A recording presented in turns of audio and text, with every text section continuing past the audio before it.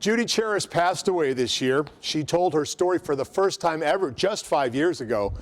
We thought it would be a wonderful eulogy to tell her amazing story to you one more time. It was a cold Christmas Eve, 1956. Marguerite Hunt was a new mom. She had a 3-month-old baby named Judy. She drove to the Shelby Street Bridge and wrapped me up in a blanket and crossed the bridge, climbed up to the highest point she could get to with me in her arms, and she jumped.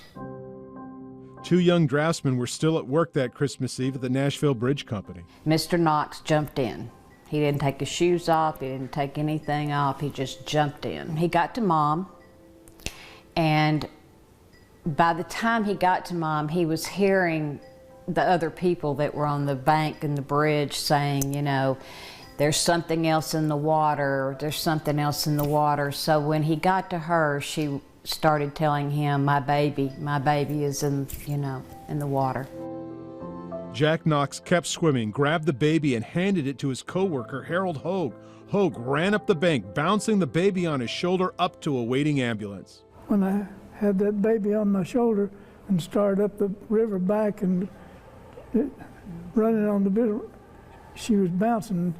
I heard her, so I knew she was alive. Then back down where he directed an exhausted Mr. Knox to a river stand he had designed, perhaps saving both the hero and the young mom. It was just the greatest blessing I've ever had in my life. But it was a blessing he was ignorant of for 59 and a half years. Marguerite Hunt was bipolar before anyone had even heard of the disease. After her attempted suicide, she got help and actually turned out to be a wonderful mom. Judy was the baby she was holding when she jumped, and out of respect for her mother and her mother's shame, she did not tell her Christmas miracle story until Mom passed away. Mom struggled with it her entire life. In the end, she was okay with it. You know, she was okay. She had found peace. But Judy was still looking for something. She had talked on the phone with Jack Knox before he died. He had deservedly been given several awards for bravery during his lifetime. But humble Mr. Hogue had disappeared. Little did Judy know, Harold Hogue would tell that Christmas story every Christmas Eve, first to his children and then to his grandchildren. He never knew what happened to the baby.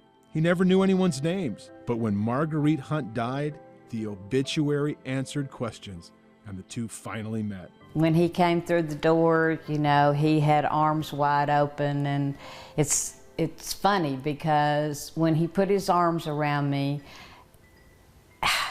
it felt like I'd been there before. Because of course she had. 1956, coughing up water on a slippery bank like a second birth.